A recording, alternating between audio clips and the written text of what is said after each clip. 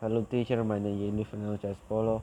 I'm going to present the video of the discrimination. When we are be raising, we are taking bit day of discrimination. Language occur when a person of group of people judge other for having different characteristics of quality, such as skin color, language, or play or beat.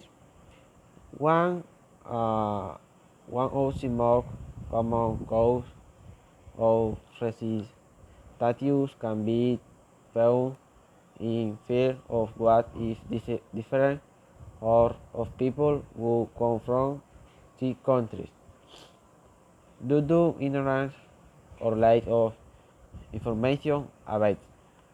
Uh, there are many cases beyond racial discrimination. Some of the most common are fear, ignorance, prejudice, lack of information, or socio-economic circumstances.